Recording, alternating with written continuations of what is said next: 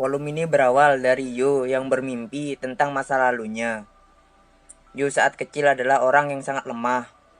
Bahkan saking lemahnya itu, kakinya itu sampai tidak bisa menopang berat tubuhnya, yang mengakibatkan Yu itu tidak bisa berjalan dan hanya bisa duduk dan tidur saja.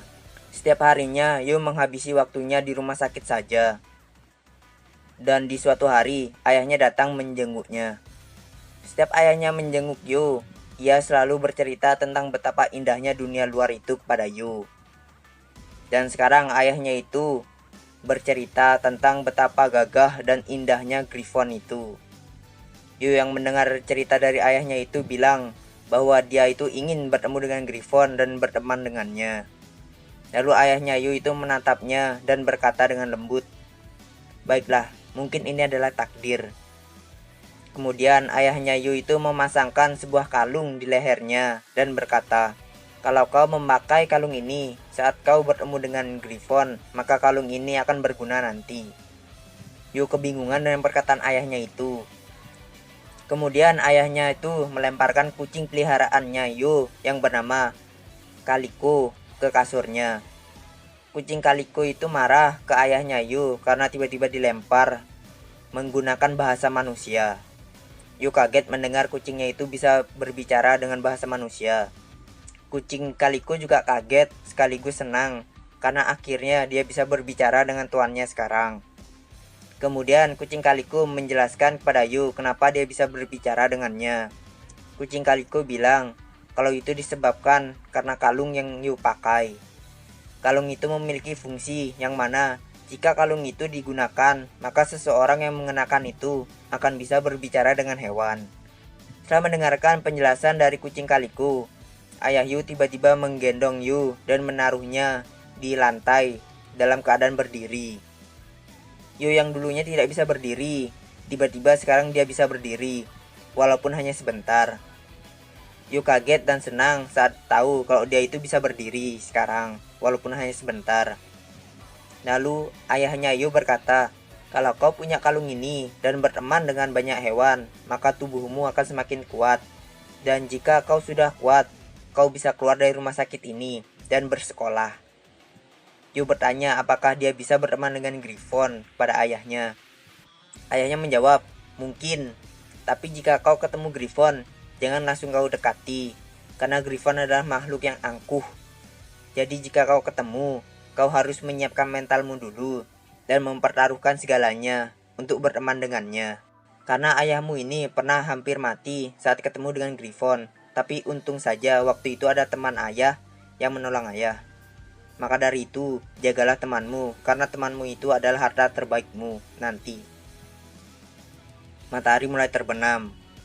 Ayah Yu pergi dari ruangan Yu, tapi sebelum ayahnya itu pergi, ayah Yu itu berjanji kepada Yu, 2 tahun lagi, pada saat bulan purnama, jika Yu sudah menjadi kuat, maka ayah akan mengajakmu berpetualang melihat indahnya dunia. Semenjak hari itu, Yu sangat bersemangat. Yu mulai mencari banyak teman hewannya, agar dia semakin kuat gitu. Hari demi hari telah berlalu, Yu sudah berteman dengan banyak hewan. Tubuh Yu juga sudah semakin kuat, lebih kuat daripada yang dulu. Yu juga sudah bisa berlari dan berjalan gitu. Tapi Yu memiliki kesulitan untuk berteman dengan anak seumurannya, karena anak-anak seumurannya itu sering mengolok-olok dia, karena berbohong tentang cerita petualangan ayahnya itu yang bertemu Griffon, dan kalungnya itu yang bisa ngomong hewan itu. Dan karena hal itu, Yu lebih memilih berteman dengan hewan daripada anak-anak seumurannya. 2 tahun telah berlalu, hari yang dijanjikan telah tiba. Yu berdiri di kebun, menunggu ayahnya menjemputnya sambil menggendong kucing Kaliko. Yu terus menunggu, tapi ayahnya tidak menjemputnya. Yu meneteskan air mata, karena ayahnya tidak kunjung datang. Kucing Kaliko menghibur Yu agar tidak sedih gitu. Karena dukungan dari kucingnya itu, Yu bersabar. Yu menunggu lagi, sampai bulan purnama itu menghilang sepenuhnya. Tapi, ayahnya tidak datang. Yu juga menunggu di bulan purnama selanjutnya, tapi tetap saja tidak datang. Walaupun Yu terus menunggu selama 3 tahun, ayahnya itu tidak pernah datang. Kemudian Yu terbangun dari mimpi buruknya itu. Yu sekarang ada di kota bawah tanah underground. Besok malam adalah festival, dimulainya game utama The Horsemen of the Hippocamp. Yu ingin mengistirahatkan tubuhnya itu untuk game itu. Tapi karena mimpi tadi, Yu jadi teringat tentang masa lalunya. Lebih tepatnya tentang ayahnya. Akan tetapi, setelah bermimpi seperti itu, Yu jadi percaya dengan perkataan ayahnya itu tentang petualangannya dan bertemu dengan Griffon itu. Dan setelah itu, Yu juga mulai berpikir mungkin ayahnya itu ada di Little Garden. Mengetahui itu, Yu ingin segera mencarinya, tapi itu adalah hal yang mustahil. Karena orang yang dikirim ke Little Garden adalah orang yang memiliki waktu yang berbeda dan juga dunia yang berbeda. Mungkin saja ayahnya ada di masa lalu. Mungkin saja ayahnya ada di masa depan. Yu tidak tahu ayahnya itu lebih tepatnya ada di mana. Dan terlebih lagi, Yu itu sudah menerima surat undangan yang Yu dapat sebelum pergi ke Little Garden. Lupakan keluargamu, temanmu, hartamu yang ada di duniamu, dan datanglah ke Little Garden. Yu membuang semua itu demi mendapatkan teman baru. Tapi Yu masih mengingat masa lalunya ini. Itu membuat Yu sangat terhambat. Yu mengambil headphone Neko Miminya itu. Kemudian Yu berpikir kalau Yu itu sudah banyak menyebabkan masalah bagi komunitas. Maka dari itu Yu harus mengikuti game Hippocamp itu dan memenangkannya. Kemudian hadiahnya itu akan Yu berikan pada Izayui sebagai tanda permohonan maaf pada Izayui. Karena Yu ini masih merasa kalau headphone Neko Miminya itu sangat tidak cocok sama Izayui. Setelah berpikir seperti itu, Yu memegang erat headphone Neko Miminya itu dan kembali ke tempat tidurnya. Tapi karena terlalu bersemangat, Yu tidak bisa tidur. Yu mencari cara untuk tidur. Tapi tiba-tiba Yu mendengarkan suara harpa dari suatu tempat. Mendengar suara itu, Yu merasa kalau dia itu pernah mendengarnya. Tapi seketika setelah mendengar suara itu, Yu menjadi sangat lelah. Kelopak matanya menjadi sangat berat dan tiba-tiba Yu tertidur dengan lelap. Beberapa saat kemudian, petir menyambar ke asrama. Asrama runtuh karena petir itu. Dan karena suara dari sambaran petir itu dan runtuhnya asrama membuat Yu terbangun. Yu terlempar ke lereng yang curam yang terbentuk karena sambaran petir tadi bersama kucingnya, Kaliko. Yu dan kucing Kaliko hampir terjatuh ke lereng itu. Kemudian Yu memperbaiki posisinya. Kemudian Yu langsung berpikir apa yang terjadi. Setelah berpikir tentang kejadian tadi, Yu akhirnya menyadari kalau Golden Harpa yang Yu curi itu telah diambil kembali. Setelah mengetahui itu, Yu dengan segera ingin mendiskusikannya dengan anggota yang lainnya. Yu pergi dari asrama itu bersama kucing Kaliko untuk mencari anggota Nunim yang lainnya. Di tengah perjalanan mencari anggota Nunim yang lainnya, Yu diganggu terus dengan petir yang menyambar terus menerus. Banyak tanah yang longsor dan retak karena petir itu. Di tengah perjalanan, Yu melihat gadis Drin yang terkena longsor. Dengan segera, Yu membantu Drin itu dengan anginnya. Dan ternyata, Drin itu adalah Drin yang Yu dan yang lainnya itu temui saat ingin bertemu dengan Salah. Yu membawa Drin itu ke tempat yang aman. Yu menggendongnya sambil terbang melewati bangunan perumahan yang sudah hancur. Yu juga meningkatkan pendengarannya hingga ke tingkat maksimal agar Yu itu bisa mendapatkan informasi. Dan pada saat Yu meningkatkan pendengarannya itu, Yu mendengar sebuah percakapan yang mencurigakan. Kabar buruk, para Titan menyerang lagi.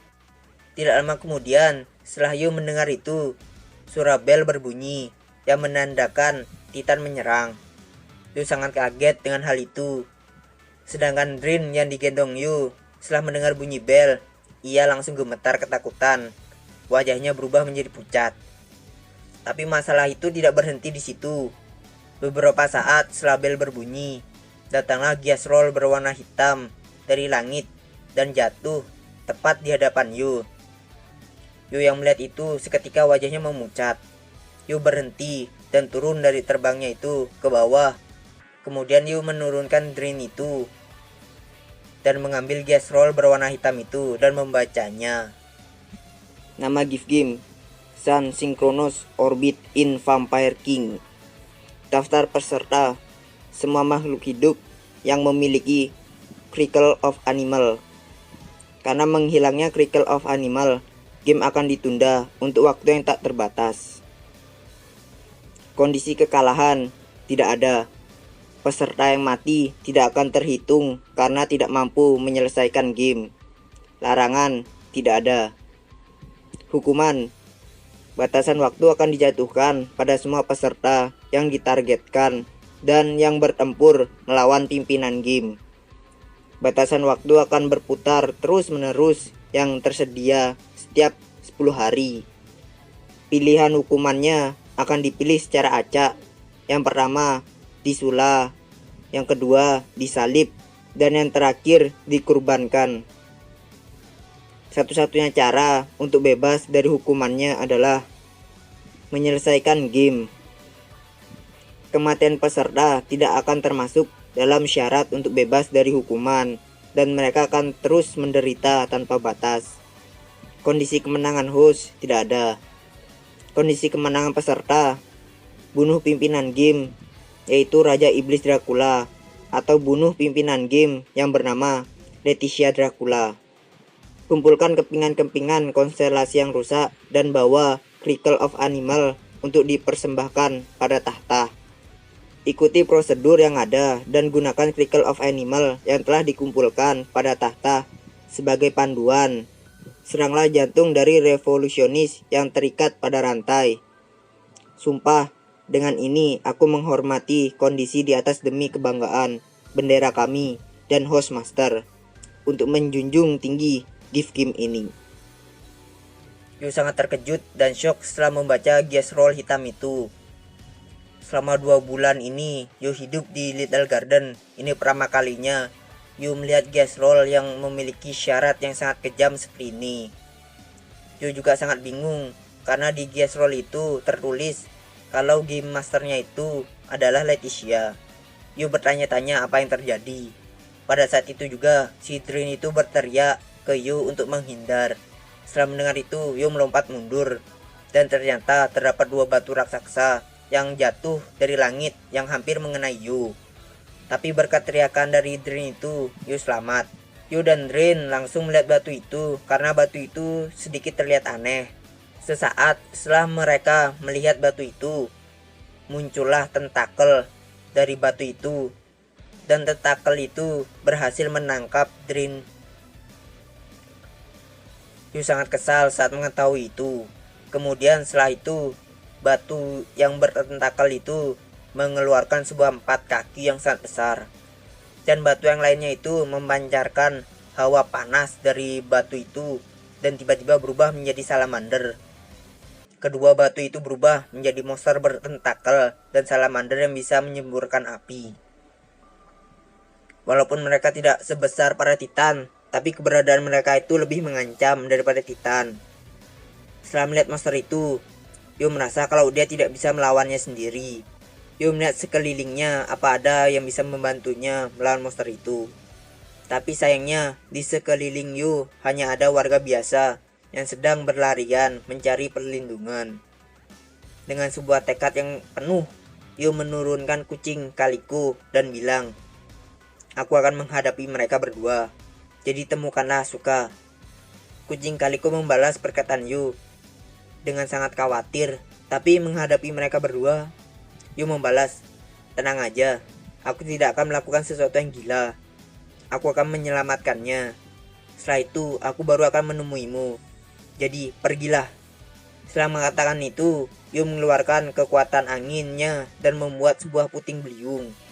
Sedangkan kucing Kaliko setelah mendengarkan perkataan tuannya itu, dengan tekad yang kuat, dia hanya bisa berbalik badannya dan lari saat mendengar itu dari tuannya. Dan pada saat itu juga, terdapat sebuah kilatan petir yang berwarna putih kebiruan menerangi langit malam Underwood. Kita mundur ke beberapa saat yang lalu. Asuka terkejut dan terbangun dari tidurnya karena kepalanya terbentur oleh sesuatu. Setelah Asuka bangun, Face menyapa Asuka dengan nada suara yang tidak menyenangkan dan sedikit kesal. Setelah bangun, Asuka kebingungan kenapa dia bisa bersama dengan Face. Kemudian Asuka melihat ke sekelilingnya. Dan setelah melihat sekelilingnya, Asuka kaget. Banyak puing-puing bangunan yang terlihat seperti terkena bom. Bukan hanya itu saja, Asuka juga bisa melihat lautan api di sekelilingnya dan kekacauan di mana-mana.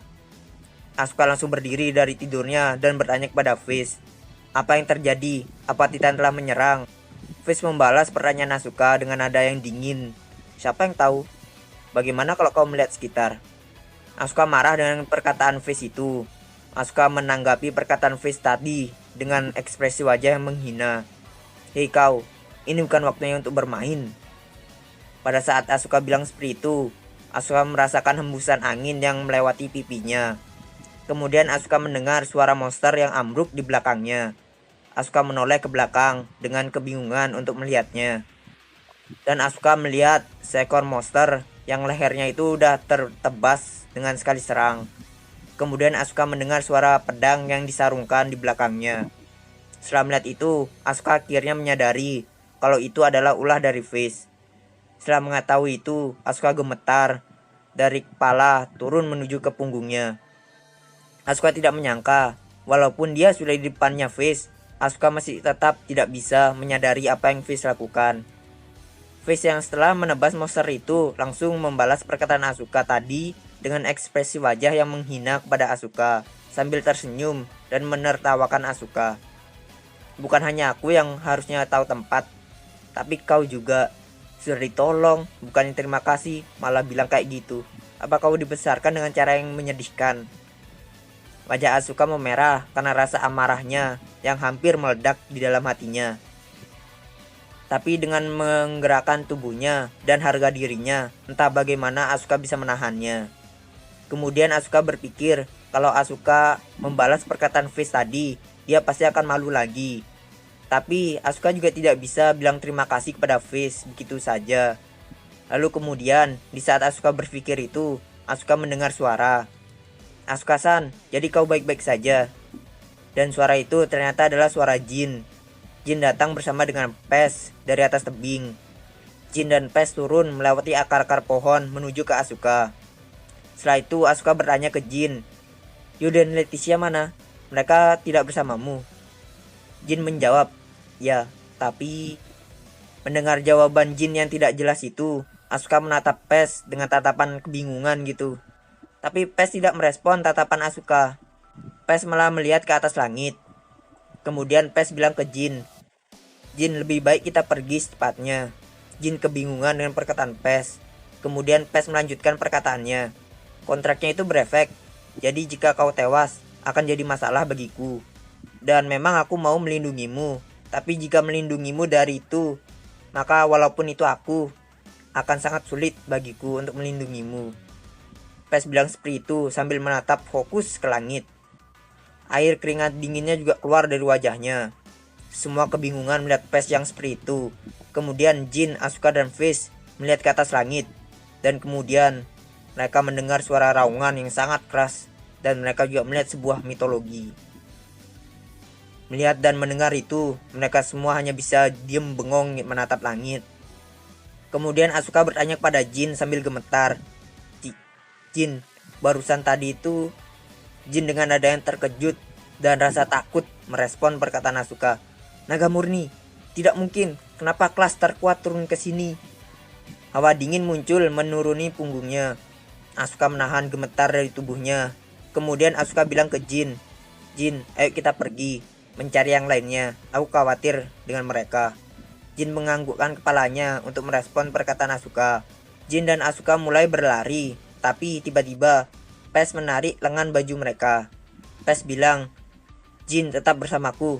Mereka datang. Suara Pes menggema. Naga yang muncul dari langit itu tiba-tiba meraung lagi.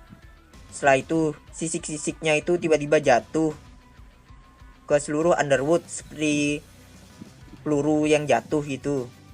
Sisik-sisiknya itu berubah menjadi ular yang besar, salamander, dan kalajengking berekor 5. Menghadapi situasi seperti itu, Asuka mengangkat gift cardnya. sebagai persiapan untuk bertempur.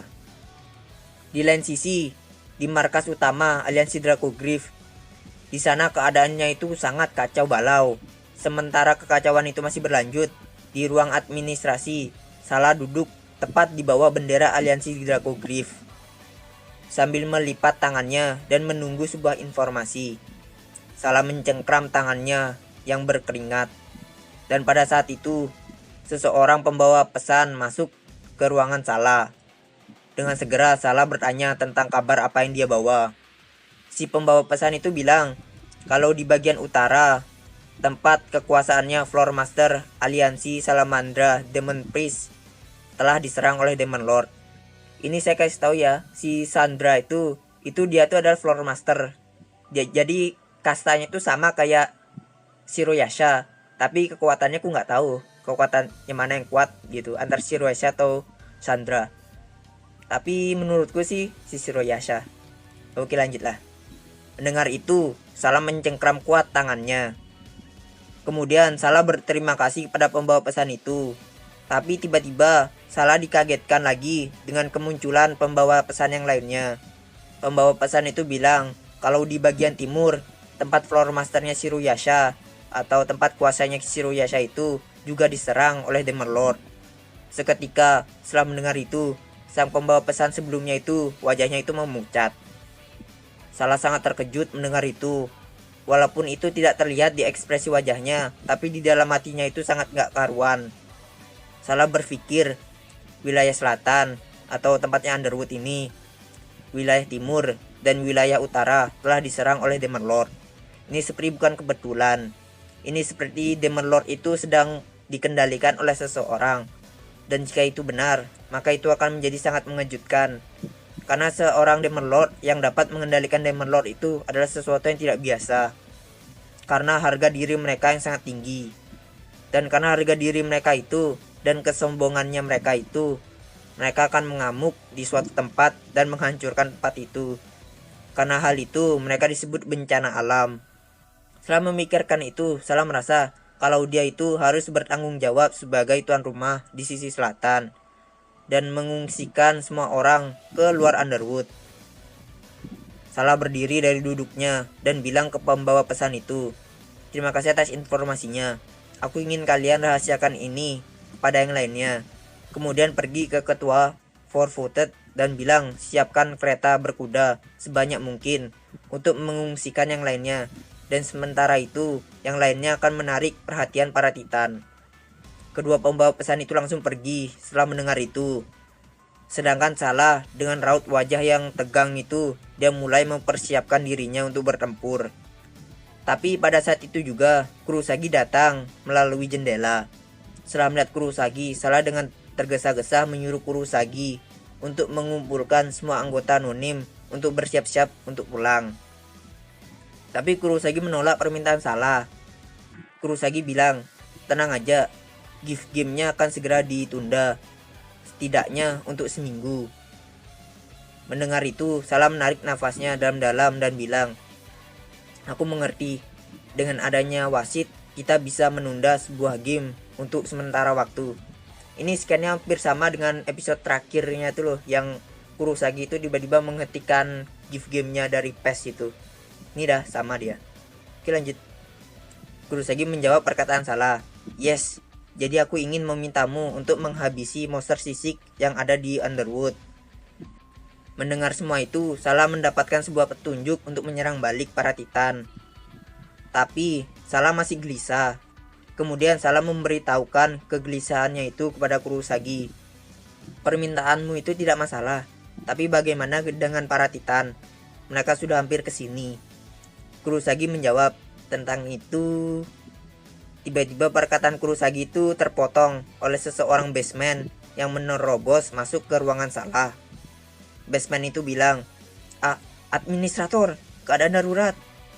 Salah dengan ekspresi yang tegang bertanya kepada baseman itu, "Ada masalah apa?" Baseman itu menjawab, Bukan seperti itu, tapi..." Baseman itu sangat terkejut dengan apa yang dia lihat sampai dia itu tidak bisa bilang apapun kepada Salah. Salah berpikir si baseman itu pasti sangat kepanikan. Bahkan si wajah basement itu seperti terlihat sangat terkejut, entah dengan alasan apa gitu. Akan tetapi, dia tidak ketakutan sama sekali. Bisa dibilang ekspresi basement itu sangat aneh.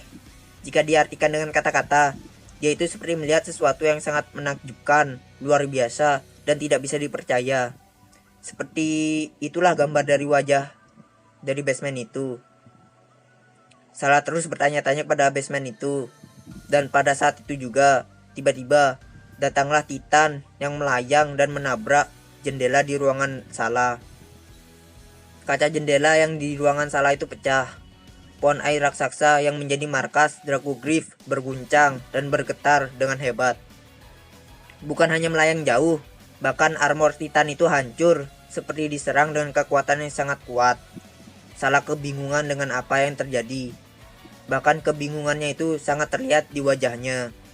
Sedangkan Kurosagi yang di sebelah Salah menunjukkan ekspresi yang gak enak kepada Salah karena berbuat masalah gitu, sambil menjelaskan secara perlahan. Ya, Titan itu mungkin dilempar oleh salah satu rekan kami. Salah sangat kaget mendengar itu. Kemudian secara refleks Salah langsung bertanya pada Kurosagi. Tapi Kurosagi hanya diam saja. Salah yang sudah tidak sabar karena rasa penasarannya itu. Salah keluar dari jendela yang sudah rusak itu dan melihat ke arah medan pertempuran. Setelah melihat medan pertempuran atau di garis depan itu, Salah terkejut untuk kedua kalinya.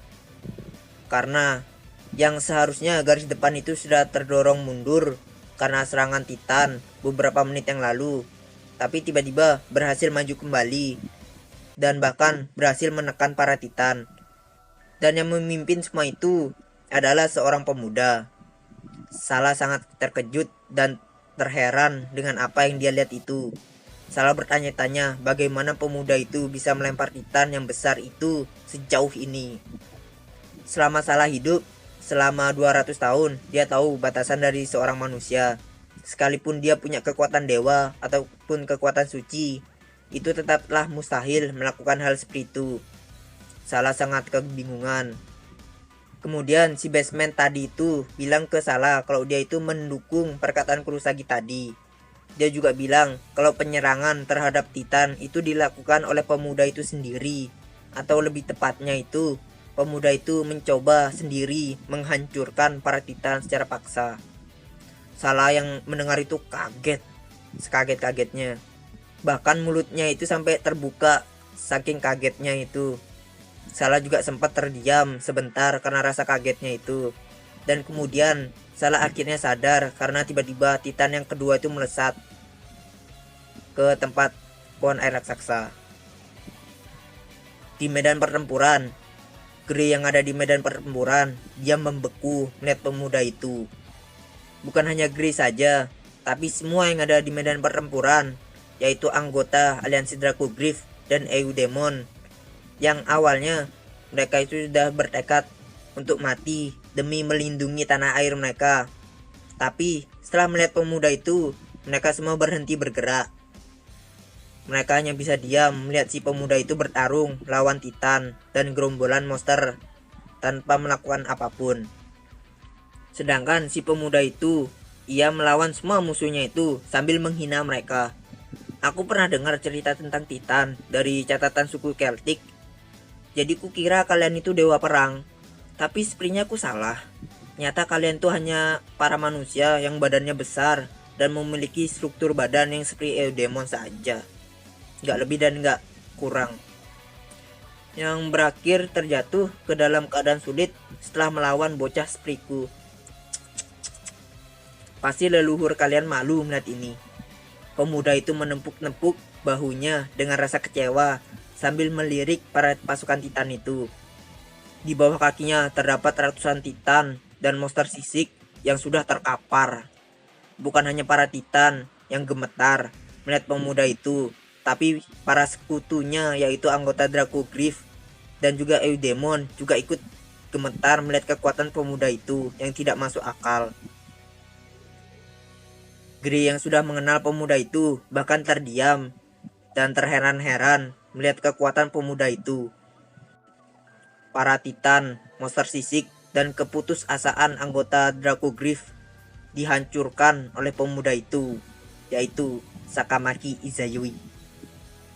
Dengan tatapan kurang ajar, Izayui meludahi para titan. Setelah meludahi para titan dan monster itu, Izayui menghina mereka lagi. Aku bilang sekali lagi pada kalian, pergi dari sini dasar makhluk gagal. Aku sudah cukup melawan kadal terbang itu, jadi jangan ganggu lagi. Mendengar hinaan kedua kali dari Izayui membuat para titan itu marah. Mereka semua menyerang lagi. Mereka menyerang tanpa menggunakan senjata. Mereka kira senjata itu tidak akan mempan melawan Izayui. Jadi mereka memutuskan untuk melawan Izayui menggunakan tangan kosong. Para titan itu mencoba menghambat pergerakan Izayui dengan mencengkram Izayui. Tapi dengan cepat Izayui menghindarinya. Izayui melompat ke belakang kepala titan itu dan menginjak kepalanya. Titan yang diinjak itu langsung terjatuh ke bawah tanah dengan wajah yang mengenai tanah lebih dahulu. Kemudian, di saat Izayui sedang di atas udara, para titan itu melemparkan rantai ke arah Izayui dan mengikat Izayui secara serempak. 5 rantai yang besar berhasil mengikat Izayui. Dengan setiap rantainya itu ditarik oleh 2 titan. Setelah berhasil mengikat Izayui, para titan itu dengan sekuat tenaga mengeratkan ikatannya itu dengan harapan Izayui akan mati. 10 titan yang menarik rantai itu sudah siap untuk mati hanya untuk mencengkram rantai itu. Grey yang melihat itu khawatir, lalu dia ingin melesat maju untuk menolong Izayui, tapi Grey pikir kalau itu sudah terlambat. Para titan juga merasa pede kalau mereka itu sudah mengalahkan Izayui. Lalu dengan rasa bangga, mereka mulai meraung. Tapi pada saat mereka meraung, para titan itu mendengar suara Izayui yang ada di dalam ikatan rantai itu. Jadi kalian masih memiliki harga diri toh, makhluk rendahan. Kemudian tiba-tiba, rantai yang mengikat Izayui hancur berkeping-keping. Tangan kanan para titan yang memegang rantai pun juga ikut hancur. Para titan itu dengan jelas mengeluarkan ekspresi yang tidak percaya. Walaupun mereka menggunakan topeng, tapi terlihat jelas. Izayui yang tadinya sudah merasa bosan, sekarang menjadi sangat bersemangat lagi. Izayui bilang ke para titan itu, sepertinya aku nggak sopan memanggil kalian makhluk rendahan, jadi aku minta maaf. Setelah melihat kalian yang sudah siap mati dan siap untuk membunuhku, itu benar-benar tidak bisa dianggap remeh. Tapi aku mau bertanya pada kalian, kenapa kalian melakukan tindakan ini? Para titan itu tidak memperdulikan pertanyaan Izayui. Mereka mulai menyerbu untuk melawan Izayui. Melihat para titan itu menyerbu, Izayui melompat dan memukul dada titan yang paling depan. Tinjuan Izayui menembus armor dari titan itu dan membuatnya terbang ke belakang hingga ratusan meter bersamaan dengan titan yang berada di belakangnya. Setelah memastikan para titan dan para monster itu tidak bergerak lagi, Izayui berbalik arah ke sekutunya, yaitu anggota Dracogryph dan Eudemon. Kemudian dengan tanpa rasa takut, Izayui bertanya kepada mereka, ngomong-ngomong, aku punya pertanyaan pada kalian. Sampai kapan kalian akan berpura-pura putus asa? Perkataan Izayui itu nusuk ke hati seluruh anggota aliansi Dracogryph dan Eudemon, termasuk Grey. Ada yang merasa terhina, ada yang marah, dan yang lain-lainnya. Izayui tidak mengerti dengan apa yang para Eudemon itu katakan. Tapi setelah melihat ekspresi mereka, Izayui tahu kalau mereka itu juga bisa diajak bicara. Setelah memastikan itu, Izayui memanas-manasi mereka lagi. Lihat musuh, mereka telah siap untuk mati, hanya untuk melawanku. Cara berpikir seperti itu adalah hal yang mengagumkan. Harus kukatakan, mereka itu sangatlah gagah dan berani. Setelah melihat musuh seperti itu, aliansi Dracogryph yang menjunjung tinggi simbol keberanian tidak mungkin kan menangis terseduh-seduh seperti pecundang. Mendengar ejekan dan hinaan dari Izayui membuat anggota Dracogryph dan para Eudemon itu marah. Mereka mengeluarkan taring-taring mereka. Tapi tidak ada yang berani membalas perkataan Izayui. Mereka hanya bisa diam dan bergumam saja. Kemudian Izayui memasang ekspresi yang serius dan bilang ke anggota aliansi Dracogryph dan para Eudemon itu, terima aja kenyataannya. Orang-orang itu telah merusak festival yang telah kalian buat. Mereka juga telah menakut-nakuti rekan kalian. Mereka juga yang telah menghancurkan tanah air kalian. Dan mereka juga menghancurkan harga diri dan bendera kalian. Setelah menerima penghinaan sebanyak itu, seharusnya kalian itu tidak putus asa, tapi marah. Kalau kalian tidak bergerak sekarang, ya nggak apa-apa. Itu mungkin rahasia kesuksesan aliansi Dracogryph. Tapi jangan lupa, kalau kalian ini sedang melawan musuh bebuyutan kalian. Jadi jika semua orang tahu kalau kalian itu bersembunyi di belakang punggung Nonim yang lebih rendah daripada kalian untuk melawan musuh bebuyutan kalian, maka generasi kalian di masa depan pasti akan ditertawakan. Ini maksud lebih rendah tuh kan karena komunitas Nonim kan memang peringkatnya itu lebih rendah daripada Dracogryph, gitulah maksudnya. Oke, lanjut. Menerima dorongan kasar dari Izayui, amarah mereka terpicu. Mereka tidak sudi dikata-katai oleh bocah seperti Izayui. Tapi hanya Gray saja yang tidak. Gray yang sudah kehilangan partnernya itu merasa kalau yang dikatakan Izayui itu benar. Gray menjadi mati rasa karena berita buruk yang terjadi satu demi satu. Tapi rasa amarah Gray itu juga meningkat. Kedua perasaan itu kayak tercampur aduk di dalam hatinya. Gray berpikir kalau pertempuran yang sulit dan kekurangan ambisi adalah hal yang menjijikkan. Dan hal tersebut tidak mungkin menjadi salah satu suku raja makhluk buas yang menjadi figur komunitas. Berselimutkan rasa amarah terhadap dirinya sendiri yang menjadi rendah, Gray dengan segenap kekuatannya meraung untuk memberikan sinyal pada yang lainnya untuk menerjang maju. Setelah meraung, Gray mengeluarkan puting beliung ke para Titan. Puting beliung tersebut berhasil mencabik-cabik armor Titan dan menerbangkan mereka. Melihat tindakan Gray, Izayui memuji kegagahan Gray.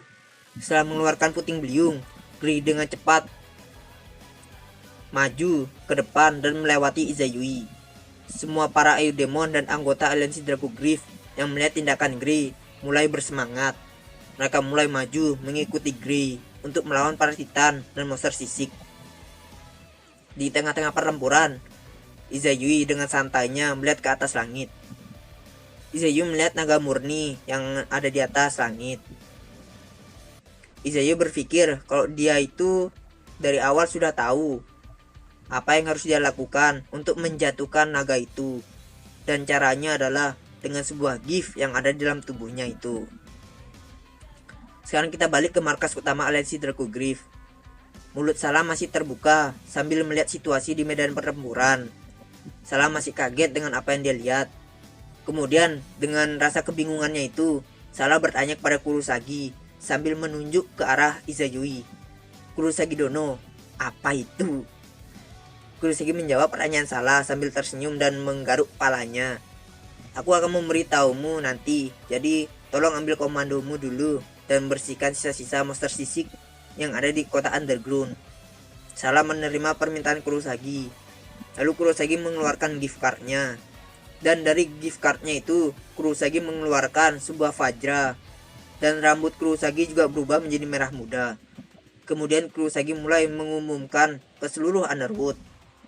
Permintaan wasit telah diterima. Saat ini, Sun Synchronous Orbit in Vampire King akan ditunda. Dan kami akan melakukan sebuah kesepakatan. Jadi, pihak pemain dan pihak host diharapkan berhenti bertempur dan bersiap maju ke meja negosiasi secepatnya. Mendengar pengumuman itu dari Kurosagi, naga murni itu meraung keras. Mendengar raungan itu, Kurosagi merasa tidak percaya dengan apa yang dia dengar. Kemudian naga itu menyebarkan awan hitam yang terus menyambarkan petir ke seluruh Underwood dan membuat hembusan angin yang sangat kencang. Izayui kaget karena hembusan angin itu. Bukan hanya Izayui, tapi yang bertempur di Underwood seperti Asuka, Jin, Pes, Yu. Habis itu makhluk-makhluk yang ada di Underwood itu juga kaget. Setelah itu semua yang terkena angin itu berterbangan ke atas langit. Bukan hanya makhluk saja yang terbang, tapi benda-benda dan bangunan-bangunan itu yang ada di underground itu berterbangan. Salah dia membeku menyaksikan fenomena itu. Rekan-rekannya berterbangan tertiup angin yang sangat keras. Salah gemetar ketakutan menyaksikan kekuatan sejati dan naga murni. Level dari angin yang naga itu buat bahkan bukan kekuatannya spesial. Bagi naga itu, angin yang dia buat tadi itu hanyalah sekedar gerakan badannya saja. Salah berpegang erat dengan pohon air raksasa sambil melihat langit dengan rasa ketakutannya pada sosok naga murni itu. Angin kencang itu mulai berhenti. Benda-benda dan bangunan itu berjatuhan. Jeritan rekan-rekan, Salah, dan para titan yang berjatuhan itu terdengar dan terlihat jelas di hadapan Salah. Kurosagi yang melihat itu juga langsung menyuruh Salah untuk menyelamatkan orang-orang yang berjatuhan. Tapi Salah tidak merespon perkataan Kurosagi. Salah masih diam membeku karena ketakutan. Melihat Salah seperti itu, Kurosagi mencengkram tangan Salah dengan kuat agar Salah sadar dari diamnya itu. Berkat cengkraman tangan Kurosagi, Salah akhirnya sadar. Salah menampar pipinya itu agar dia tidak ketakutan lagi. Kemudian Salah dan Kurosagi pergi untuk menyelamatkan rekan-rekannya yang berjatuhan.